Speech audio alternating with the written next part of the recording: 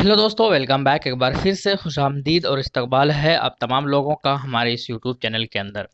आइए दोस्तों, बात करेंगे इस वीडियो के अंदर हम लोग AIMIM के बारे में, जो कि बंगाल के अंदर नेक्स्ट टाइम यानी कि 2021 के अंदर जो इलेक्शन होने जा रहा है उसके अंदर वो चुनाव लड़ेंगे। कैसे पता चला कि चुनाव लड़ेंगे? क्योंकि जनाब बैरिस्टर असदुद्दीन ओवैसी साहब, जो कि AIMIM के अध्यक्ष है, सदर है, उन्होंने क्या कहा? उन्होंने कहा है कि AIMIM likely to contest Bengal polls in 2021।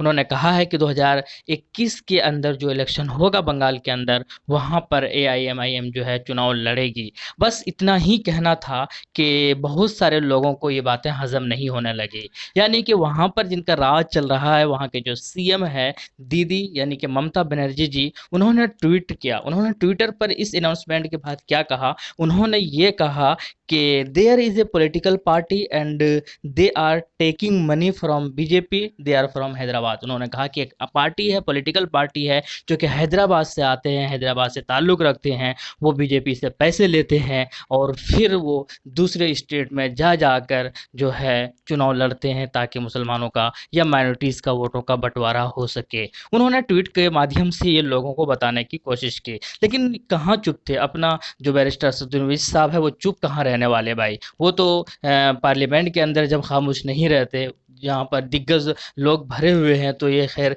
Mamata Banerjee से कैसे डरने वाले हैं। उन्होंने क्या जवाब दिया? उन्होंने रिप्लाई किया। उन्होंने कहा है कि it's not religious extremism to say that Bengal's Muslim have one of the worst human development indicators of any minority. If Didi is worried about a bunch of us, then tell us why BJP one 18 यानी कि 18 seat from Bengal. उन्होंने कहा है कि भाई ये कोई minority या हिंदू मुस्लिम वाली बातें नहीं हो रही है और ना ही कर रहे हैं। हम बस सिंपली इतना जानते हैं, क्योंकि एक रिपोर्ट आया था और उस रिपोर्ट में ये कहा गया था कि पूरे देश के अंदर अगर कहीं का सबसे ज़्यादा माइनॉरिटीज़ परेशान है या गरीब है, सबसे ज़्यादा जो बुरा हाल या खस्ता हाल है माइनॉरिटीज़ और मुसलमानों का, तो वो बंगाल के गांव विलेज के मुस्लिम है, यानी कि गांव के मुस्लिम है। बंगाल के अंदर भी मैं आपको बता दूं, दो तरीके के वहाँ पर मुस्लिम है, एक शहरी मुस्लिम और एक गांव वाले मुस्लिम। तो शहरी मुसलमानों का, शहरी माइनॉरिटीज़ के लिए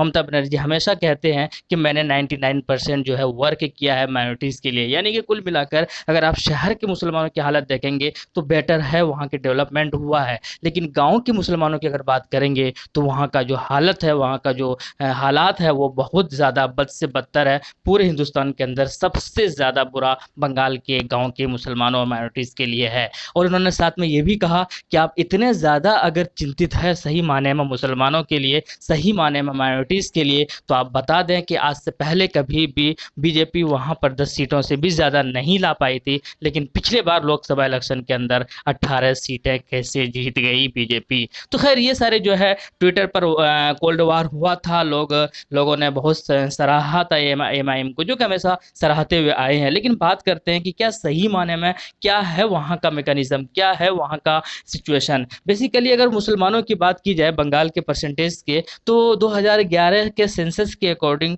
27.01% है बंगाल के अंदर मुसलमान, जो कि अब जो है वो 28-29% हो गया होगा। यानी कि इतना ह्यूज। जब अगर बिहार की बात की, जो बिहार से डबल मुसलमान है बंगाल के अंदर, लेकिन फिर भी वहाँ पर इतना हालत बुरा क्यों है? सिर्फ ऐसा कह सकते हैं क्योंकि वहाँ पर के माइनॉरिटीज़ के साथ भी वही हुआ है जो बाकी सेकुलरिज्म पार्टी जो है मुसलमानों के साथ दूसरी स्टेट के अंदर किया है। लेकिन बात करते हैं टोटल सीट कितना है, तो टोटल सीट है वहाँ पर 294, यानी कि 294 सीट है। और मेजोरिटी यानी कि किसी को सरकार बनाने के लिए 148 जो है वो सीटें लाने पड़ते हैं। लेकिन बात करते हैं एक आर्टिकल का, एक पेपर वाले ने अपने एक आर्टिकल पब्लिश किया। उन्होंने कहा कि 2021 West Bengal CM will be a Dalit from AIMIM। यानी कि उन्होंने कहा है कि 2021 का जो CM होगा वो AIM के पार्टी की तरफ से होगा और वो दलित होगा। यानी कि कुल मिलाकर दलितों का अच्छा खासा पकड़ है, दलित अच्छा खासा पसंद करते हैं। माइम वहाँ पर अपना स्टेबलाइज जो है वो कर चुकी है, धीरे धीरे विस्तार भी कर रही है, तैयारियां जोरों पर है। हालांकि अभी उतना ज़्यादा नहीं है, लेकिन तैयारियां जो है वो धीरे धीरे अच्छे खासे आप देख सकते हैं वहाँ पर लोग तैयारियों में जुटे हुए हैं। लोग एक दूसरे को जोड़ रहे हैं। हालांकि 2021 ज़्यादा दिन नहीं बचा है, 2020 से अनकरीब ही कुछ महीनों के अंदर ख़त्म हो जाएगा और उसके बाद वहाँ पर नेक्स्ट ईयर जो है वो चुनाव भी होना है। अब देखेंगे, क्योंकि कई दर्जन से ज़्यादा, लगभग 4-5 दर्जन से भी ज़्यादा वहाँ पर ऐसे विधानसभा है जहाँ पर मुसलमानों के जो वोटर्स है वही बताते हैं कि भाई किसे जिताना है, किसे हराना है। अच्छी खासी पकड़ है, ह्यूज मुस्लिम पॉपुलेशन और वोटर्स है। इसीलिए हमेशा ये जो ममता बनर्जी जो है वो, अगर वो सरकार बनाती है अपना वेस्ट बंगाल के अंदर, तो मुसलमानों के बदौलत, मुसलमानों के दम पर, उनके वोटों के दम पर ही सरकार बनाती है। लेकिन अब चूंकि एआईएम का एंट्री वहां पर हो रही है, तो भाई उसका सरकार के अंदर, उनका वोटों के अंदर जो वो बिखराव होना तय है। अब वो चाहती नहीं है कि कोई भी मेरे वोटर्स के साथ छेड़छाड़ किया जाए, इसीलिए वो बार बार असदुद्दीन ओवैसी साहब पर जो है एलिगेशंस, इल्ज़ाम लगाते हुए आए हैं कि भाई वो जो है असदुद्दीन ओवैसी वो बीजेपी से पैसे लेते हैं, बीजेपी के लिए काम करते हैं। मैं आपको बता दूं, या जो लोग ऐसे समझते हैं कि भाई पैसे की अगर बात की जाए तो वो रॉयल फैमिली से आते हैं, उनके अपना दवाखाना है, अपना हॉस्पिटल है, अपना कॉलेजेस है और वो शाही ख़ानदान से बिलोंग करते हैं। तो पैसे की बात ममता बनर्जी ना ही करे तो ज़्यादा बेहतर है, नहीं तो सूट नहीं कर रही है उसके ऊपर। हालांकि ये सारे जो है एक बुखलाहट है, जो कि डर है, और यही डर और ये बुखलाहट जो है इस तरीके के जुमले में बयानबाजी कर रही है ममता दीदी जी। लेकिन कुल मिलाकर एआईएम बंगाल के अंदर चुनाव लड़ रहे हैं। बिहार के बाद सीधा सफ़र, सीधा जो ट्रेन है वो बंगाल की ओर ही जाएगी, और वहाँ पर अगर बिहार के अंदर कामयाबी मिलती है तो उसका बहुत ज़्यादा असर जो है वो बंगाल के ऊपर भी पड़ने वाला है, क्योंकि बंगाल का एक बड़ा तबका